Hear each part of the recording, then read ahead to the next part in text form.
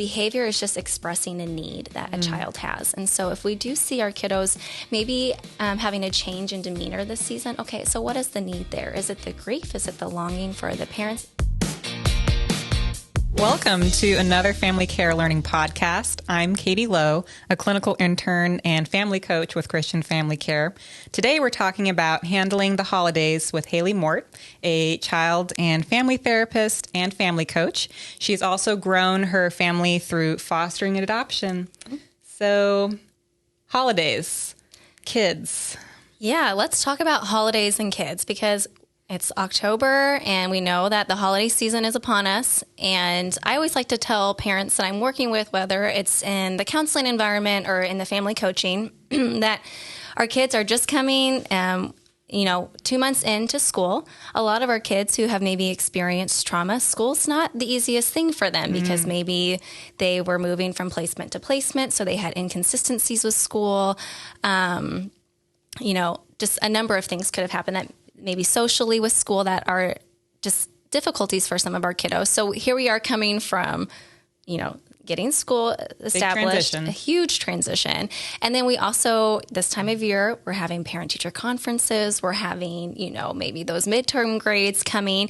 And that can be really difficult for our kids. And then right after that, we go straight into the holidays, right? And so what we often see is that a lot of parents start reporting or expressing concerns that their kiddos seem to have an increase in behaviors, or maybe behaviors that they haven't seen in a couple of months, and now they're returning. Why is this? Why is my kid starting to have more angry outbursts? Why is my kid starting to get, bad reports from school? And I think it's just important that we, encourage parents that this is something that we pretty consistently see with the kiddos that we work with. It's a pattern, with kiddos that we work with that have maybe experienced hardship. So to support those parents in saying, yes, can we maybe do some of that detective work together? Is this the holiday season? Is their body starting to remember and pick up on that this time of year is rough for me? And then also with that, how do we help our kids navigate maybe the half of the year that they don't like as much, right? And how do we offer grace to our kids? How do we help name this for our kids? And how do we support them in this season of yuckiness that for a lot of other people might be a really fun time of year, but for some of our kids, it just isn't. Yeah. Because you're kind of talking about how for this season, although it's the holiday season, it's supposed to be fun, it can actually be not only a bunch of transitions, but even a time of grief. Right. So what could be some signs of grief that we might notice in some of our kids?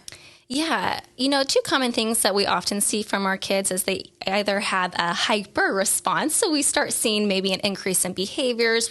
I kind of touched on angry outbursts earlier. Maybe they are even aggressive with some people or with items. Some of our kids do like to destroy things sometimes in their angry outbursts. Or we see a different response, which is more of a hypo response. We start seeing our kids start to isolate themselves a little bit. Maybe they seem a little bit more depressed. Maybe their appetite and their sleeping habits change.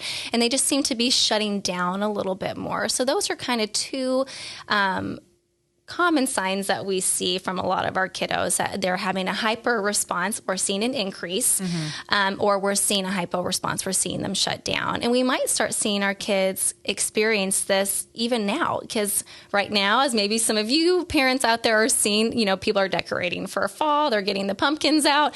I've even been walking in the evenings in my neighborhood and people are starting to put out Halloween decor. And while it might be fun, for some of my kids, that's really scary, right? And it's triggering for them, and they see something like that and it's causing them to go all the way back to maybe a memory that they had when they were younger, and we're already starting to see this trigger response or this trauma response to the season. And it might even be difficult to articulate that, I am remembering this, or any part that is just, you can't explain it. It seems like it's coming out of nowhere. Right. But it could actually be stemming from a prior experience. Yeah. And a lot of our kids, I think we have to remember, for those who maybe are listening that are fostering kiddos or have adoptive kiddos, is that that bio family, they are missing and they are longing to be with their family, right? And so we are going into this holiday season, and while there might be fun traditions and maybe they've even been in your home for a long time, but there's still that longing and that missing for that bio family and the memories that they made with them.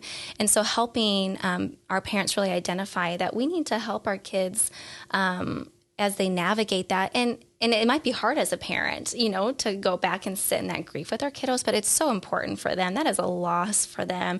Yeah. It's another holiday season that they're not going to be with that bio family. And how can we acknowledge that? How can we embrace maybe some traditions that they did with their family, and really honor that for them? And I think that's something that if parents can start having these conversations now, I think it could be really beneficial for the kiddos that we work with. Yeah, offer some continuity, because it can be very disorienting to not to have this season of the holidays focusing a lot on family. Yeah. The family is such a complicated, touchy subject for a lot of our kids that, being a little proactive, trying to see how can we make it a little bit more familiar, that might be a way of kind of addressing the grief. Yeah, and you touched on this too, Katie, just a couple of minutes ago, but our kids can't communicate how they are feeling, right? It's hard for adults to communicate how they're feeling. And so for our kids, their needs come out through behaviors. And I think sometimes we have to remind ourselves about that as parents, is that a behavior is just expressing a need that a child has. And so if we do see our kiddos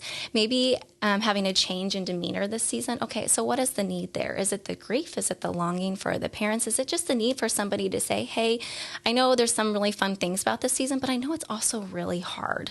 And it's okay to be sad. It's okay to 1 minute feel really happy that you get to go trick-or-treating and that we're going to have, Thanksgiving and Christmas coming up. But it is also okay to just have some days that you feel yucky and you're sad and you don't want to participate in those things. Mm-hmm. That is okay. I've been sad around the holidays before too. Yeah. I get it. It is okay. You do not have to be happy all the time just because maybe your friends or other kiddos in our home are excited about the holidays. It's okay to be sad.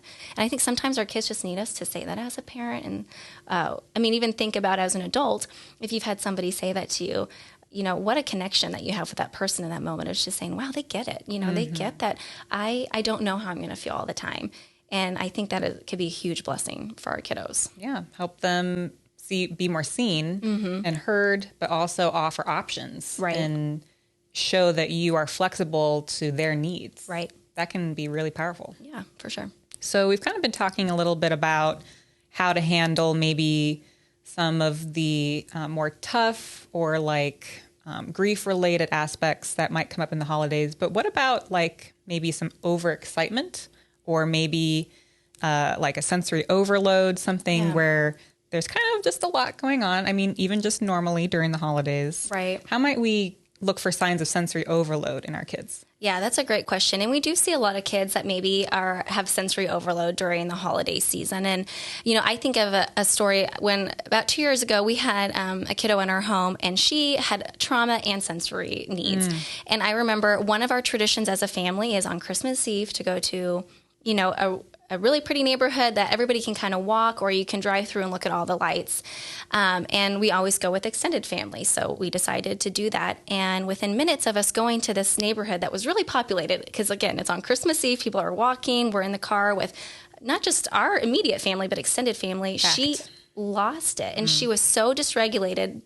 By far one of the worst meltdowns we've probably ever had in our home with any of our kids. And we could not get her to calm down for hours after that, right? And looking back, we had her in a car with a bunch of people. There was probably loud Christmas music playing. There are people walking outside of our car. There are bright Christmas lights. There are those giant inflatables everywhere. She was probably had a major sensory overload, right? Yeah. And so what do we do when we have kiddos that are like that, right? That are maybe just a little bit overwhelmed with what's going on in the holiday seasons? I think it's really important that we make their world smaller.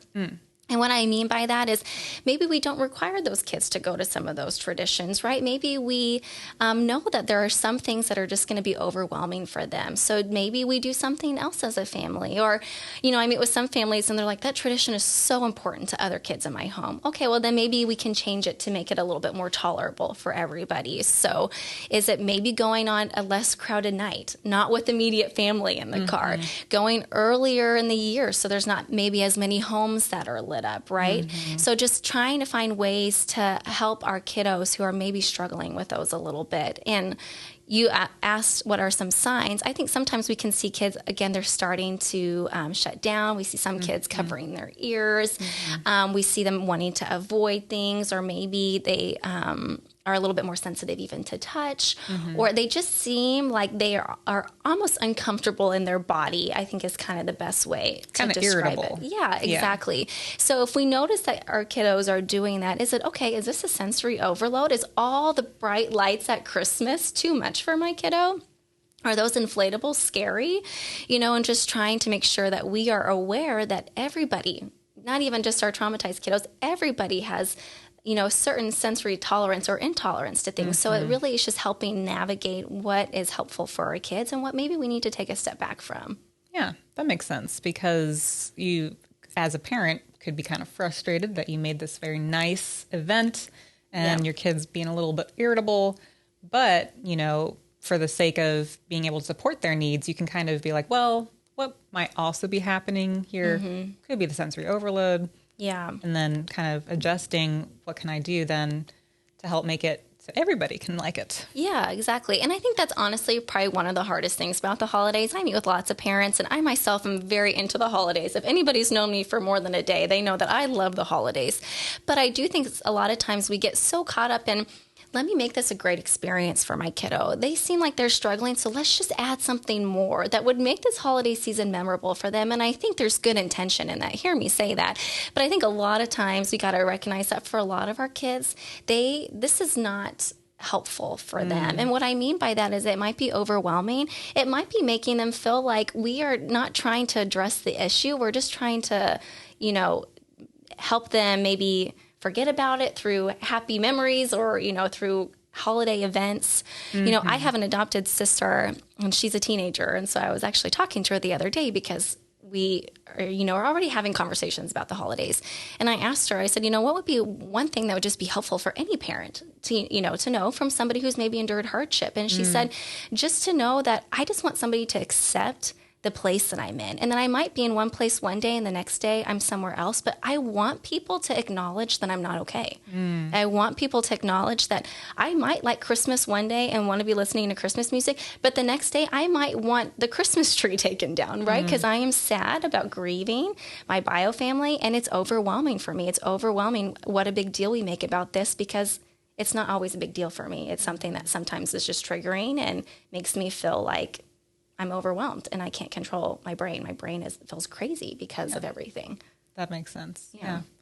So maybe you might be able to kind of talk through a little bit. So from that example, just out of curiosity, kind of bridging the accepting and making it possible, but also offering like options to everyone, because I'm assuming that possibly other people in the house want the tree to stay up. Right. Right. Yeah. So like what could be a way of compromising to still meet a need, but also keep it a little bit fair for someone else who might contradict that need? Yeah, I think that's a great question. And again, I think one of the hardest things for a lot of families that I work with is because they say they feel like it's unfair, to the other kids in the home, that maybe we're having to not do as many events that we would normally do, or not decorate the house, as bright as we normally would like, because we feel like this child is getting overwhelmed by this. And so I really do think it is, I think it's two things. I think one, it's willing, again, to make our world smaller as parents. And that doesn't mean that we're taking the tree down, but are we willing to not have as bright colors on there? Are we willing to have maybe less ornaments on there? Or can we put it in a spot of the house that maybe it's not so in your face, right? You see it all the time. Yeah, there might need to be some things like that. Or as parents, are we willing to maybe, if some kids really want to do a tradition like go see Santa, does that other child not have to go, right? Can maybe one stay with the kiddo? Or, are we willing to make some compromises, right? And then I think for a lot of the kids in our home that are feeling overwhelmed, it's giving them some healthy control too, right? And helping them feel like they have some voice and they have some say in things that might make them feel a little bit safer or more comfortable in that season. And for some of our kids, it might even be going back and saying, let's talk about when you were with your mom and dad, what were some things that you guys did during the Christmas season or the holiday season? Oh, we used to bake cookies, or we would go do this. Oh, that sounds so nice. Would that be something that you would like to do? Would you like to make cookies? Or can we just talk about that? Talk about those memories. What did the cookies taste like? What did they smell like when you put them in the oven? What did it feel like, playing with a cookie dough and maybe making little snowflake cutouts, just allowing our kids to see, oh, that sounds like such a good memory that you have with your mom and dad. That is such a sweet memory. I can see you guys making those cookies together. Oh, I'm so glad that you shared that memory with me. That is just something I love that you're cherishing, and really just kind of helping our kids see that we want to acknowledge that for them. We want them to feel like they have some say, some traditions that maybe are important to them. We are going to embrace and honor. And then for some kids, they might not want that, right? That might be too hard for them. And so not forcing it on them either. It really, again, I love the word detective work. That's not my word. Deborah Wesselman uses that word in the book Integrative Parenting. We often use here. And I love that word because it's ongoing when we do the detective work. We are constantly willing to work with our child to do whatever we can to help investigate, help determine what they need in that moment, knowing that today it might be this and tomorrow it might be something else. But I'm willing to sit in that with you. I'm willing to sit in the days that you're joyous about what's going on and the days that you're grieving. Even if you don't know that you're grieving, I want to sit in that with you. I want to help you name those feelings that you're having, and we can honor that for you.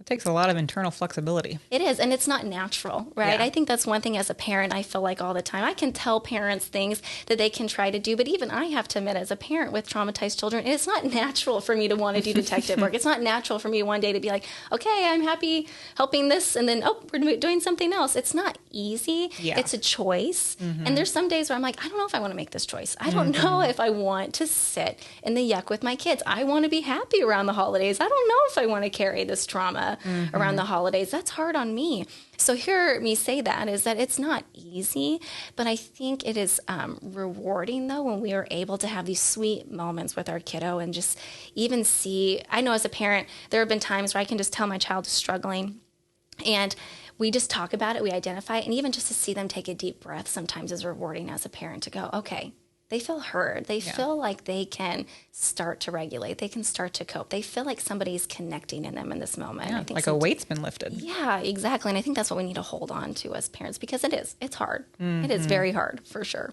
Yeah, that makes sense. What other tips or suggestions do you have for helping to make the holidays enjoyable for everyone? Yeah, I would always just say to lower the bar and to have grace. I think sometimes as parents, we forget that our kiddos, again, I touched on it earlier, cannot use their words all the time, right? It's behaviors. And I can think last year, my sister-in-law actually lost her grandfather, and they were very close, and he passed away right before the holidays. And I remember at Christmas, she brought chocolate-covered cherries because that was something that she used to eat with him every year on Christmas.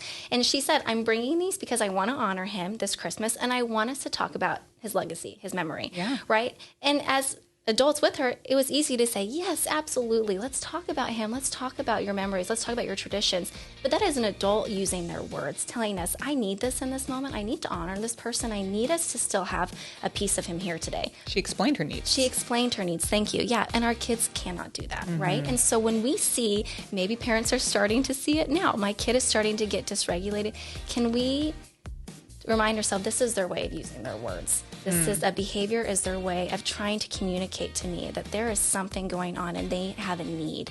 And can I just be willing, even if I don't understand what it is, be willing to at least have grace that this is a hard season for my kid and I'm going to maybe allow there to be space for more behaviors. And while it might be hard and difficult, I know that that is their only way to express to me that they're struggling. So I'm going to sit in that with them. I'm going to have maybe grace and more willingness to say, I understand, buddy, or I understand, sweetheart, that something's going on, and that's okay.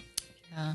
Thank you, Haley, for all the experience and the tips that you've shared with us today. Yeah. And if you would like more information, you can check out the description for various links to more resources. And you can also visit us at ArizonaFamilyCounseling.com.